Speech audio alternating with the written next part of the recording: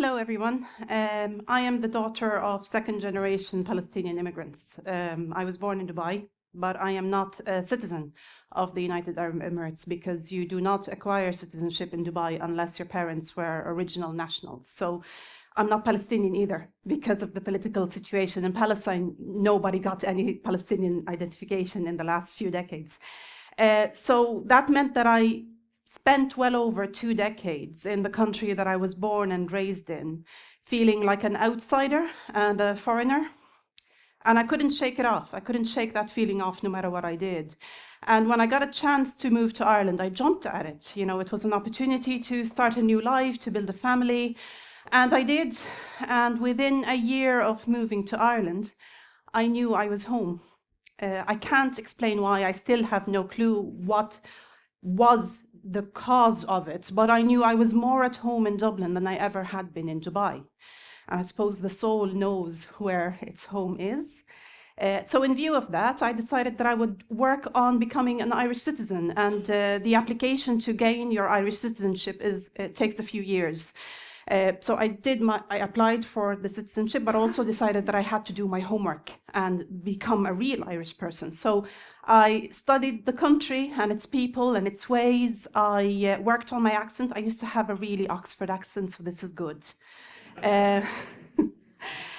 I also got a job. I started to pay my taxes, of course. I attempted Irish lessons, and that went really badly. I volunteered with a charity. I was on the board of directors of a charity called First Light, where we looked after the bereaved families of Ireland. So I gave my heart, time, and effort towards the betterment of the country that I believed in, that I wanted to be a member of. And the years rolled by. I eventually got my day in the Four Courts, where I stood and took the oath and obtained the right to become an Irish citizen. Yay!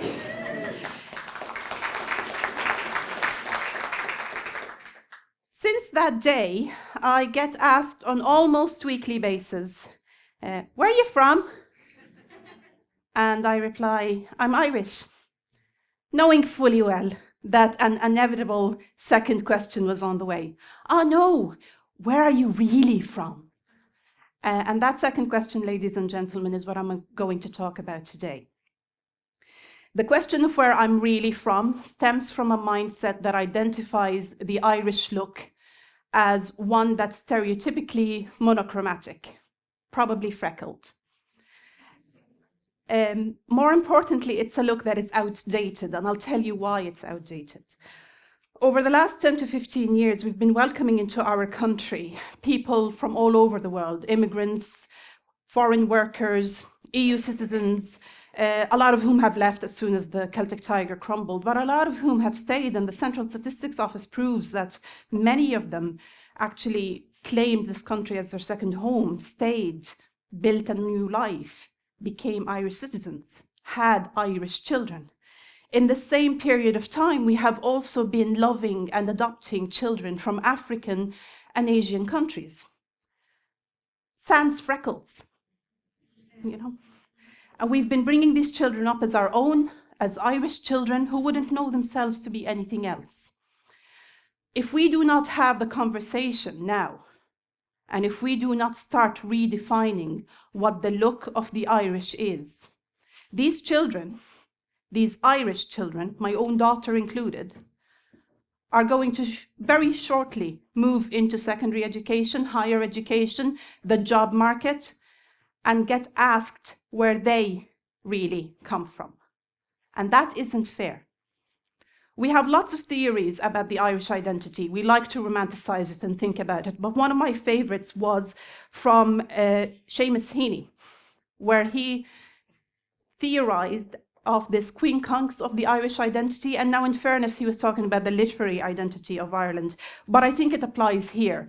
The quincunx that Seamus Heaney imagined was a 5-pillared structure with prior Irelandness at its heart, an Ireland that predates our history, our wars, and our politics.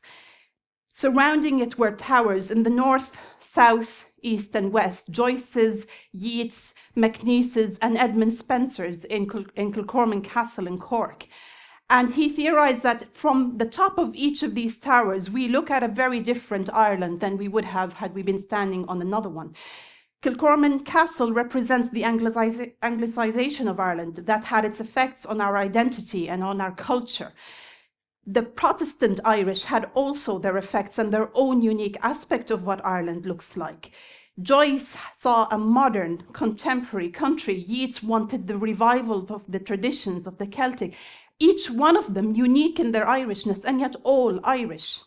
We can no more deny a unionist, for example, his Irishness than we can a Republican. So what I'm saying is, if we can accept such differing views of what an Irish person is or believes, how can we let something like the color of our skin change our perspective of what an Irish person is? We are a far more contemporary country than we give ourselves credit for. And I know we don't like boasting about how great we are, but we are great. You know, we voted for gay marriage, the first country in the world to do so. We embraced the rainbow flag on Pride Week in every single street on every city of this country. We love it, we accept it, we are happy about it. So let's apply that same love, acceptance, and happiness to those of us who have a different color skin than the porcelain hue that we've attached to the old-fashioned look of the Irish.